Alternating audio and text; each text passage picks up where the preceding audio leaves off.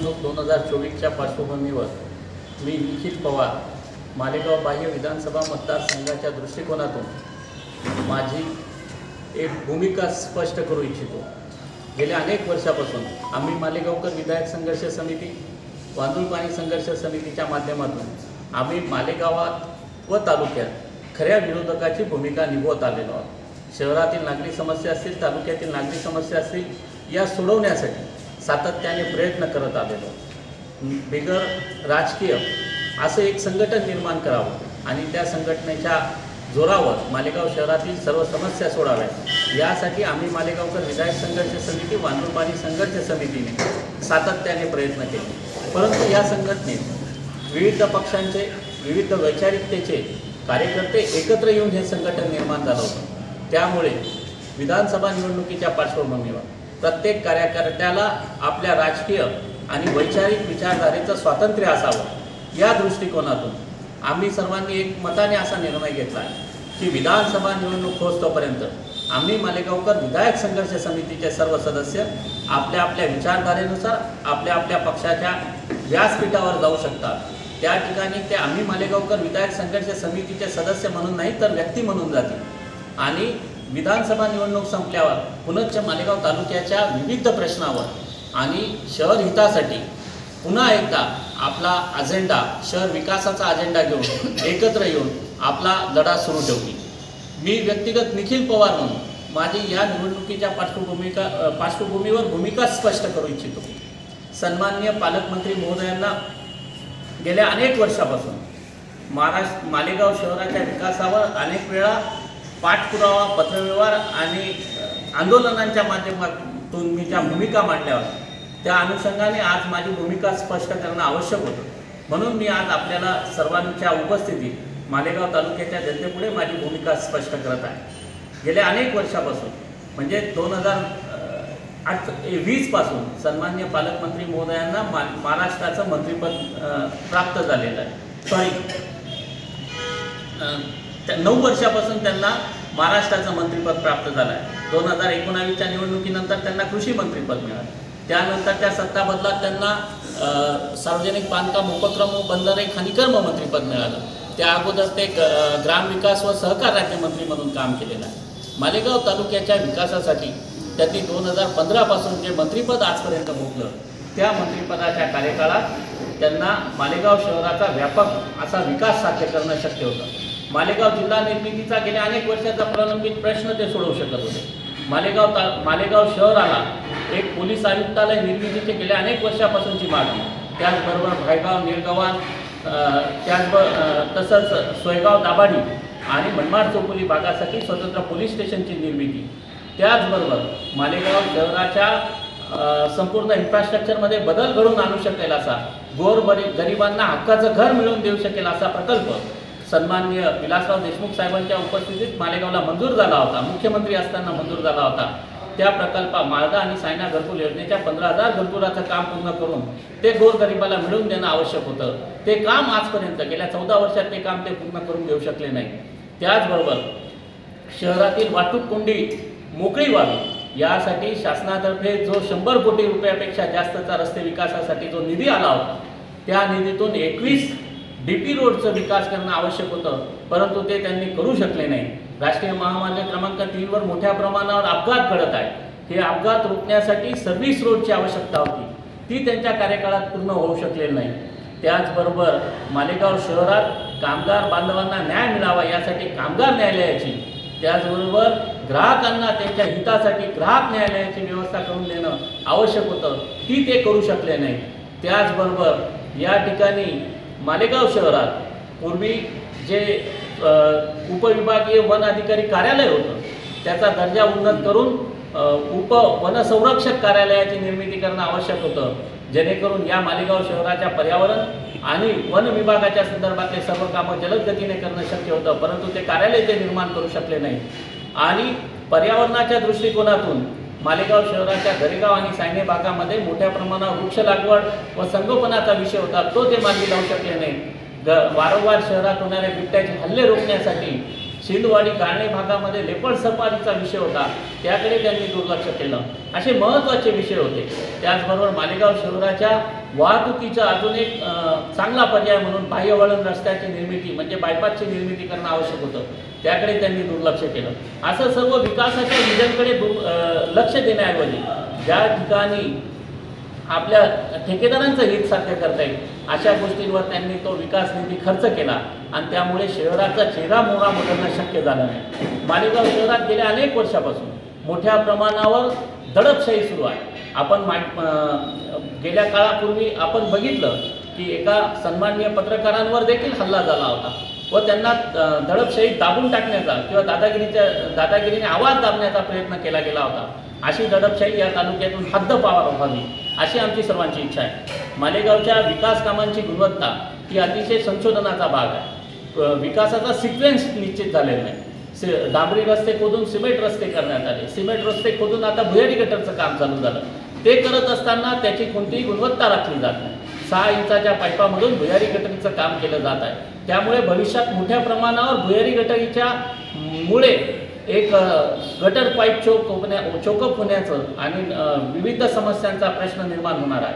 कचरा संकलन ठेक्यामुळे मालेगाव शहरातील 1500 बेरोजगारांना रोजगार देऊन कचरा संकलनाची जी निविदा प्रक्रिया आहे ती थांबवावी आणि कचऱ्याचं आउटसोर्सिंग थांबवावं असा प्रयत्न आम्ही गेल्या अनेक महिन्यापासून आंदोलनाच्या माध्यमातून करत होतो. परंतु त्यांनी त्याकडेही दुर्लक्ष केलं आणि शहरातील बेरोजगारांना रोजगार मिळवून देण्याची चांगली संधी गमावली. या सर्व गोष्टींबरोबरच मालेगाव शहरातल्या मोठा महत्त्वाचा विषय म्हणजे मोसम नदीचा विकास. या मोसम नदीच्या पात्रामध्ये मोसम चौपाटी निर्माण केली गेली. त्यावेळेस आम्ही सूचना केली होती की ही टिकू शकत नाही, हा शाश्वत विकास नाही. मालेगाव शहराच्या या मोसम नदीच्या पात्रामध्ये जी मोसम चौपाटी पहिल्याच पावसात वाहून गेली आणि आजपर्यंत मोसम नदीच्या सुशोभीकरणासाठी लाखो करोडो रुपयाचा निधी खर्च झाला, परंतु आजपर्यंत मोसमचं रुपडं बदलू शकलं नाही. त्याचबरोबर विविध सामाजिक संघटनांनी मालेगाव शहरातल्या विविध प्रश्नांना, तालुक्यातल्या विविध प्रश्नांना न्याय देण्यासाठी वेळोवेळी आवाज उचलला. त्यामध्ये राष्ट्रमाता जिजाऊ महासाहेबांचं नाव उद्यानाला देण्याचा विषय असेल, शिवतीर्थाचा विषय असेल. सन्माननीय भरत पाटील साहेब आणि त्यांच्या मित्रमंडळाने राजमाता जिजाऊंच्या उद्यानाचं नामकरणाचा विषय जेव्हा आणला त्याला खो घातला गेला. 2-3 वर्ष तो विषय प्रलंबित राहिला. त्याचबरोबर जेव्हा शिवतीर्थाच्या सुशोभीकरणाचा विषय आला तेव्हा 3 वेळा आंदोलन करावं लागलं, 3 वेळा भूमिपूजन झालं, परंतु त्या विषयाला जाणीवपूर्वक दिरंगाई झाली. आज उत्तर महाराष्ट्रात एक आगळं वेगळं इतिहासाला साजेश शिवतीर्थ निर्माण करण्याचा जो प्रयत्न आम्हा सर्व शिवभक्तांच्या मनात होता तो साध्य करण्यात सन्माननीय पालकमंत्री महोदय सपशेल अपयशी ठरलेले आहे. त्याचबरोबर गेल्या काळामध्ये सिनेमॅक्स रोडचा जो विषय होता, सिनेमॅक्स रोडवर जैन धर्माचे संत मुनी हे मोठ्या प्रमाणावर रोज ये-जा करतात. त्यांच्या त्या ठिकाणच्या ये-जा करत असताना खडीमुळे त्यांना पायांना दुखापत होत होती. या विषयाची रस्त्याचं तात्काळ डांबरीकरण किंवा खडीकरण त्याचं सिमेंट कॉन्क्रिटीकरण करावं अशी मागणी मालेगाव युवा संघटनेच्या अध्यक्षा सौ मोनालीवहिनी देवा पाटील यांनी लावून धरली. तर त्या मागणीला देखील खो घालण्यात आला. अधिकाऱ्यांनी त्या मागणीला न्याय देण्याचा प्रयत्न केला असता त्यांच्यावर दबाव आणून त्याला दिरंगाई केली गेली. त्याचबरोबर कॅम्प मॉड्युलर दवाखान्याच्या विषयाला आम्ही मागणी केली असता तिथे पत्र्याच्या कंटेनरचा एक मॉड्युलर दवाखाना आणला गेला. तो असून खोळंबा नसून नाईलाजास्तव तो दवाखाना चालवला जात आहे. कॅम्प सोमवार बाजारच्या व्यापारी संकुलासाठी देखील आम्हाला आंदोलनं करावी लागली. अशाच प्रकारे मालेगाव शहरातील नागरिकांच्या डायरेक्ट संपर्कातला जो विषय आहे तो म्हणजे घरपट्टीचा. घरपट्टी वाढीच्या ठरावाला आम्ही मालेगावकर विधायक संघर्ष समिती त्याचबरोबर मालेगाव शहरातल्या अनेक सामाजिक संघटनांनी विरोध केला होता. या घरपट्टी सर्वेक्षणाच्या याला विरोध केलेला असताना देखील सन्माननीय उपमहापौर निलेश अय्यर साहेब यांच्या आग्रहास्तव सन्माननीय पालकमंत्री महोदयांनी या मागणीला मुकसंमती दिली आणि आज जिजया कराच्या रूपात घरपट्टी सर्वेक्षणाच्या माध्यमातून सर्वसामान्य गोरगरीब नागरिकांवर आवाजवी घरपट्टी लादली जाणार आहे. सध्या निवडणुकीच्या पार्श्वभूमीवर जुन्या रेटने घरपट्टीच्या पावत्या पाठवल्या आहेत, पण भविष्यात मोठ्या प्रमाणावर घरपट्टी लादली जाणार आहे. तसंच रामदास काका बोरसेंच्या नेतृत्वाखाली वाढीव 5% पाणीपट्टी दरवर्षी जी वाढ होते ती बंद करावी अशी मागणी गेल्या अनेक महिन्यांपासून लावून धरली जात आहे. सरकारमध्ये महत्त्वाचं मंत्रिपद असताना मालेगाव शहरातल्या नागरिकांच्या पाणीपट्टी वाढीवर निर्णय का होत नाही, हा प्रश्न आम्हाला पडलेला आहे। आणि या सर्व गोष्टी असताना आज नारपारच्या विषयाचं ते श्रेय घेऊ इच्छितात। गेल्या 10-12 वर्षापासून वांद्रुळ पाणी संघर्ष समितीच्या माध्यमातून आम्ही सर्व कार्यकर्ते गावोगावात जाऊन वांद्रुळ पाणी नारपारच्या विषयाला जनजागृती केली, मंत्रालयापर्यंत आम्ही याचा लढा नेला। आणि ह्या प्रश्नावर सन्माननीय पालकमंत्री महोदयांना जेव्हा जेव्हा आम्ही भेटलो तेव्हा तेव्हा त्यांची भूमिका ही नकारात्मक होती। आणि त्यांच्या या नकारात्मक भूमिकेमुळे वांद्रुळ पाणी संघर्ष समिती कायम आंदोलनाच्या पवित्र्यात असताना देखील त्यांना कुठेतरी सरकारचे जे प्रतिनिधी आहेत त्यांना बरोबर घेऊन हा प्रश्न कुठेतरी मार्गी लागावा आणि गिरणा खुर्द सुजलाम सुफलाम व्हावा यासाठी प्रयत्न करत असताना त्यांनी त्याला कुठेही दाद दिली नाही। परंतु सन्माननीय राज्याचे उपमुख्यमंत्री या देवेंद्र फडणवीस साहेबांनी जेव्हा या प्रकल्पाच्या मंजुरीची घोषणा केली, तात्काळ या प्रकल्पाचं श्रेय घेण्यासाठी त्यांनी बॅनरबाजी केली आणि मालेगाव तालुका कसा सुजलाम सुफलाम होईल असं प्रेझेंटेशन चालू केलं। स्वतःचा नागरी सत्कार देखील करून घेतला। सन्माननीय पालकमंत्री महोदयांना आम्हाला या निमित्ताने एकच विनंती करेन मी या ठिकाणून की वित्त विभागाने या प्रकल्पाच्या पूर्ततेसाठी 7,500 कोटी रुपयाची आर्थिक तरतुदीला मान्यता दिल्याची टिप्पणी आपण सादर करावी, जेणेकरून हा प्रकल्प पूर्ण होईल। केंद्र सरकारने नाकारलेला प्रकल्प राज्य सरकारने पूर्ण करणं, स्वतःच्या निधीतून पूर्ण करण्याचा जो काही निर्णय घेतलेला आहे, आज राज्याची आर्थिक परिस्थिती बघता हा प्रकल्प पूर्ण होईल का नाही अशी शंका सर्वसामान्य नागरिकांच्या मनामध्ये आहे। ती जर पुसून काढायची असेल तर वित्त विभागाने, महाराष्ट्र शासनाच्या वित्त विभागाने याला पूर्ण निधी दिल्याची घोषणा करावी अशी आमची मागणी आहे। आणि या प्रकल्पात माधवराव चितळे समितीच्या अहवालानुसार, राष्ट्रीय जल आयोगाच्या अहवालानुसार जर 30 TMC पाणी या गिरणा खोऱ्यात आलं तरच या ठिकाणचा भविष्याचा येऊ घातलेलं पाण्याचं संकट हे निघू शकेल आणि त्याचा निपटारा होऊ शकेल। महाराष्ट्र गिरणा खोरं सुजलाम सुफलाम होऊ शकेल। आज 10 TMC पाणी जे आपल्याला फार सफिशियंट वाटतं, 4-5 चनकापूर धरणा इतकं जे पाणी आपण म्हणतो, परंतु आज या पाण्याचं वाटप निर्धारित झालेलं आहे। मालेगाव शहराच्या हितासाठी भविष्याच्या गरजा लक्षात घेऊन, वाढता नागरीकरण, वाढता औद्योगिकरण लक्षात घेऊन, मालेगाव शहराला भविष्याच्या गरजा लक्षात घेऊन आपल्याला 30 TMC पाणी मिळणं आवश्यक आहे।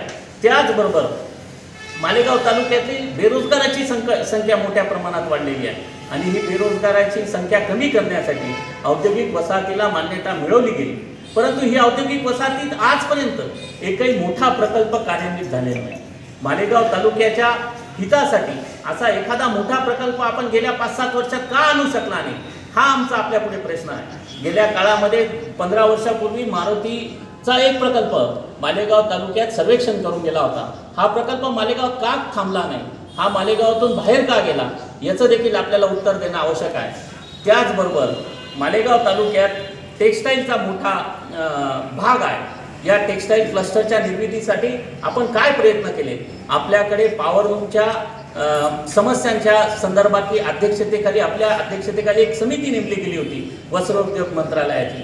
त्या समितीच्या माध्यमातून आपण टेक्स्टाईल क्लस्टर मालेगावात का निर्माण करू शकला नाही आणि मालेगावात प्लॅस्टिक रिसायकलिंगचा मोठा उद्योग या ठिकाणी आहे। या प्लॅस्टिक रिसायकलिंग उद्योगाच्या हितासाठी, प्लॅस्टिक कारखान्यांवर वारंवार होणाऱ्या प्रदूषणाच्या समस्या सोडवण्यासाठी एक स्वतंत्र जागेत प्लॅस्टिक क्लस्टर निर्माण करण्याची आवश्यकता होती आणि हे प्लॅस्टिक क्लस्टर निर्मितीसाठी आपण का प्रयत्न केले नाही असे आमचे आपल्याला प्रश्न आहे।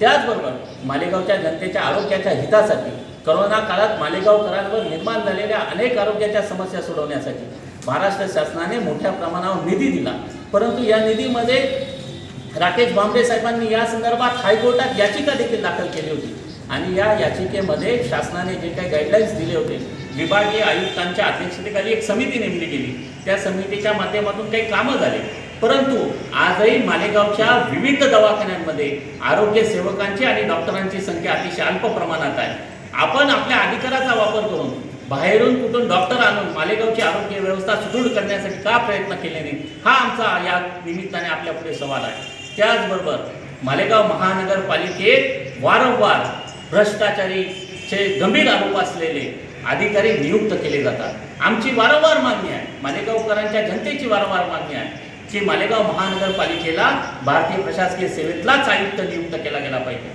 त्याचबरोबर प्रशासकीय यंत्रणा प्रचंड दबावात काम करत आहे. अनेक अधिकारी जे नाव घेणं म्हणजे विविध विभागातले अनेक पदस्थित अधिकारी हे वारंवार 6-6 महिन्यात बदल्या करून घेतात. असं सर्व गोष्ट आहे.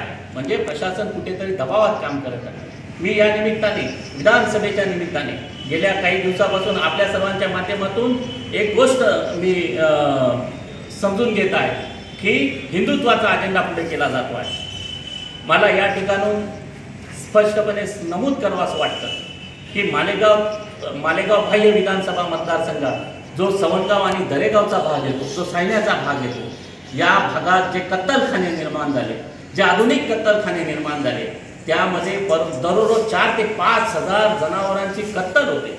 असे कत्तलखाने कोणाच्या काळात निर्माण झाले, या कत्तलखान्यांना कुणामुळे परवानगी मिळाली आणि हे कत्तलखाने बंद करण्यासाठी माननीय लोकायुक्तांनी आदेश दिल्यानंतर देखील त्यावर कारवाई का होत नाही आणि त्या कत्तलखान्यांना बेकायदेशीर चालवण्यात कोणाचा वरदहस्त आहे, या विरोधात सन्माननीय पालकमंत्री महोदय केव्हा आवाज उठवणार आणि जर खरंच ते हिंदुत्ववादी आहे आणि खरंच त्यांचा हिंदुत्वाचा अजेंडा आहे तर ते हे कत्तलखाने बंद का करत नाही, हा प्रश्न मालेगावच्या हिंदुत्ववादी कार्यकर्त्यांच्या माध्यमातून मी त्यांना विचारू इच्छितो.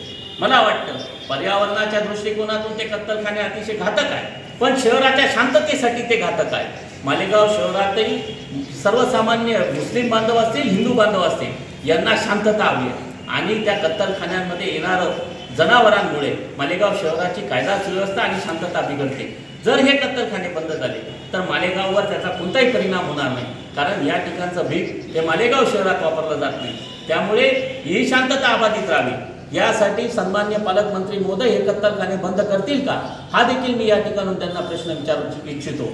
मालेगाव शहराच्या एकूणच सर्व इन्फ्रास्ट्रक्चरमध्ये आणि विकासाचा जो काही डंका पिटला जातो आहे त्यामध्ये कुठेतरी फक्त ठेकेदार हिताचा विकास काम करण्यातच स्वारस्य दाखवण्यात आलेला आहे. शहराचा चेहरामोहरा बदलण्यासाठी, व्यापक हितासाठी धोरणात्मक निर्णयांचा अभाव या 5 वर्षात आढळला आणि गेल्या 20 वर्षापासून ज्या पद्धतीने दादागिरीचं, दबावाचं आणि दडपशाहीचं राजकारण केलं गेलं ते कुठेतरी उलटून पाडण्यासाठी विरोधकांनी एकत्र येऊन मालेगाव शहराच्या आणि तालुक्याच्या हितासाठी, बेरोजगारी निपटवण्यासाठी, भ्रष्टाचार निर्मूलनासाठी एकत्र येऊन एक विरोधकाचा सक्षम आवाज निर्माण करण्याची गरज होती. आणि त्यामुळे मी माझी व्यक्तिगत जी काँग्रेस पक्षाकडे उमेदवारी मागितली होती ती उमेदवारी मागे घेत आहोत आणि मी उमेदवारीच्या शर्यतीतून माघार घेत आहे. आज रोजी मी माझा पाठिंबा आदरणीय श्रीमान गेल्या काही वर्षापासून करोना काळापासून सर्वसामान्यांच्या हाकेला ओ देणारा, सर्वसामान्यांच्या मदतीला धावून जाणाऱ्या अशा सर्वसामान्य कार्यकर्त्याच्या मागे उभं राहण्याचा मी निर्णय घेतलेला आहे आणि त्या माध्यमातून मी माझी संपूर्ण पाठिंबा हा श्रीमान बंडू काका बच्छाव यांना घोषित करतो आणि मी मालेगाव तालुक्यातल्या जनतेलाही विनंती करतो की सर्वसामान्यांच्या न्याय हक्कासाठी जो आपल्याला मदत करेल, सर्वसामान्यांच्या हितासाठी जो आपल्याबरोबर राहील त्याला मदत करावी म्हणून हा निर्णय घेतलेला आहे. सन्माननीय पालकमंत्री महोदयांचे 20 वर्षाचा कार्यकाळ आपण अनुभवला असेल तर आता कुठेतरी परिवर्तनाची गरज आहे आणि या परिवर्तनाच्या याच्यात आपण बंडू काकांबरोबर जाऊ एवढा निर्णय मी घोषित करून माझे मनोगत थांबवतो आणि आपण सर्वजण मालेगाव तालुक्यातल्या जनतेने जे काही मला शुभेच्छा रूपी व्हॉट्सअपच्या माध्यमातून शुभेच्छा दिल्या त्याबद्दल आभार व्यक्त करतो. धन्यवाद.